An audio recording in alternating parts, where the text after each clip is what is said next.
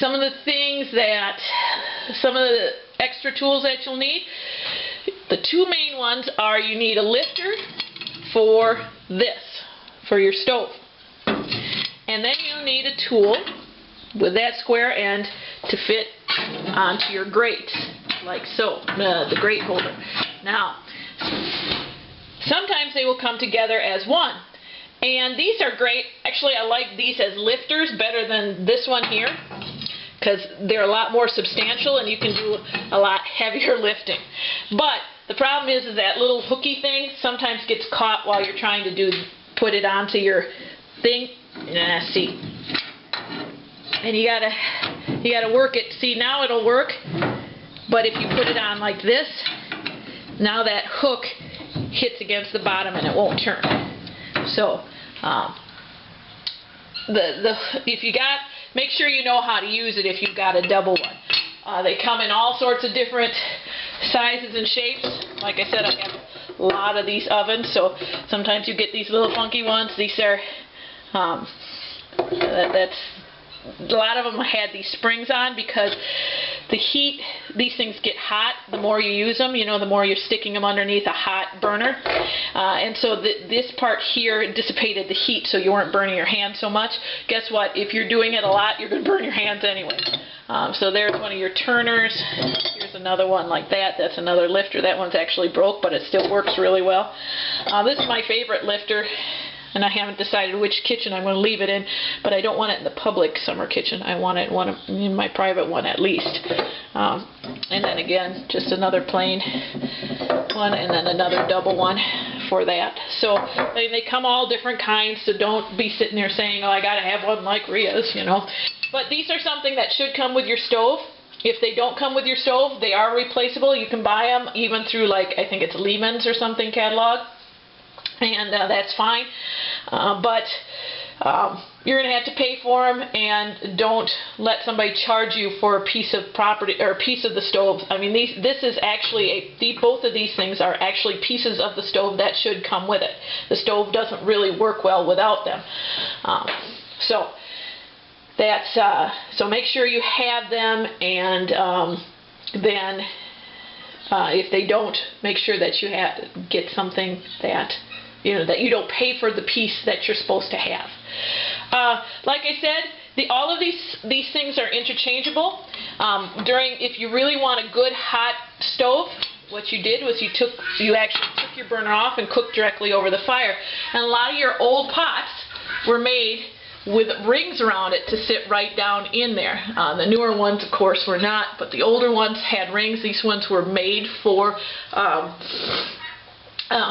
wood stove, cooking on top of a wood stove range. So if you're out buying used cast iron and you come across one with that ring, now you know it was made that way to sit on top of a kitchen range. Another way that they're made to sit on top of a kitchen range is they'll have this little ridge here, and then these things lift up, and that sits right down in there. And that was to get yourself super hot. That was usually your frying pans or griddles, things like that. That got it hot. Move this off to the side. And you literally just set your pan. Let me just grab the pan here.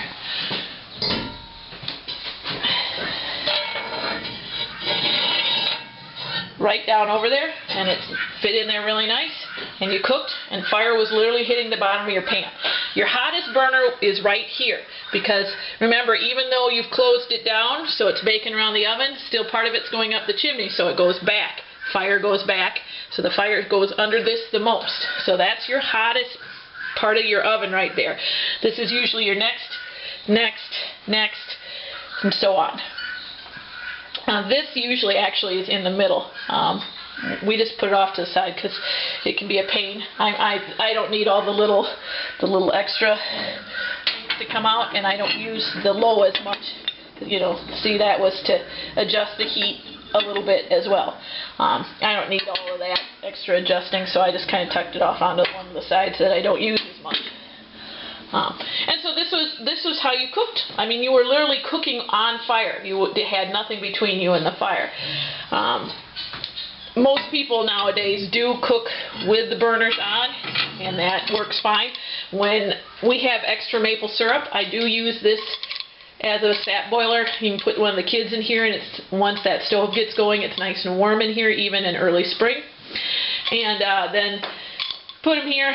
They sit on the stool, and we just put a pan right on top of the fire, and then shove the fire in. And it's just, we can boil a few extra gallons that way without when it gets to the height of the season. So let's see. When they come, I should explain this. When you dump your ashes, and you should dump your ashes before you use the stove every time. Now, if you're using the stove constantly, of course you're going to be dumping the ashes while you're using it. But if you use it and then stop using it and then use it and then stop using it, don't dump them after you're done. Okay, so you did all your cooking and now you're done, so you walk away and you just let it burn out. Don't come back and dump it after that. Wait until just before you start your next one, and the reason for that is because your ashes dump down into the ash drawer, and I'm sure this will have ashes in it because I just dumped it just before. And anyway, this drawer is just, you know, light metal. It's not meant to hold hot ashes. So basically, as soon as if you shouldn't leave ashes sitting in like this. I know these ashes are cold because it's been a couple days. Actually, yeah, it's been a couple. It was since when we did the beeswax was the last time we were out here. So I know they're cold, so I can leave them in here. And see, if you dump these ashes right after you get done, more than likely you're going to have a couple hot coals in them. And so you just let them burn out up here, and then you dump them just before you use them. And again, just by putting the little thingy on here and turning the grates, and it dumps down in here. Then you dump your ash. Never dump it into plastic or wood. You start by dumping it into metal, unless you know for a fact that they are cold. You don't put it even into a wood lye barrel. I start by, I got a little garbage can right outside the door there, and so I dump it into that. And then when that gets kind of full, then I take that and put it into my lye barrel.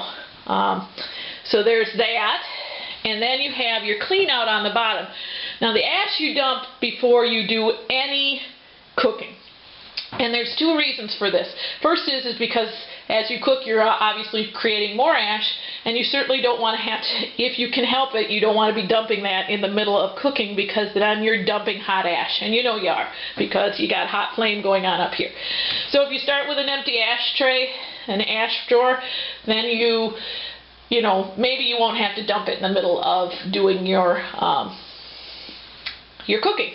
You can wait till everything cools down. That's the first reason. The second reason, and this is the more important one, is ash is an insulator. So it does two things. A, it can insulate your fire and keep it from heating up the stove. So where maybe half an hour would have gotten your stove up to 350 degrees, now because your ash is all in, or your coals are all insulated because of all that ash, now it takes a lot longer to do it. But here, and this again is the more important thing, ash is an insulator, as I said, and sometimes ash can insulate those coals in such a way that they create more and more and more heat. The heat builds up and builds up and builds up, and then it'll burn a hole right through the side of the stove. In fact, I think I've got a piece of a stove back from somebody who did not burn or did not dump their ashes. Always dump your ashes. It can literally, if you doesn't, it can literally make those coals so hot that they burn a hole through your firebox. And then you just have a great big huge pretty paperweight sitting in your corner. If you destroy your firebox, you've destroyed your stove. And you certainly don't want to do that. Always, always, always dump your ash before you start cooking. I don't care if you're just planning on frying a couple eggs. Dump your ash. Get it out of there. But as I said, I always do it just before I start the stove back up again, because then I'm pretty sure those ashes are cold. I'd rather be closer to sure the ashes are cold than closer to sure the ashes probably still have some heat to them.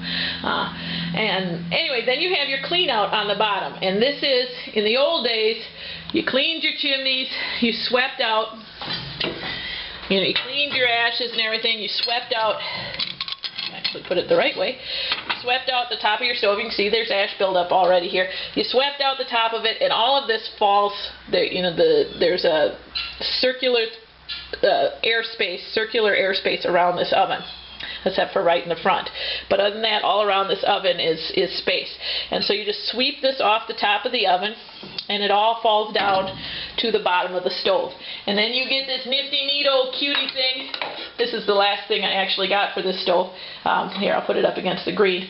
But it's just a piece of wire with a piece of metal on the end, and you put that in there and you scrape out all the things. Now before you do that, you put newspaper everywhere and plan on getting dirty, because you're going to.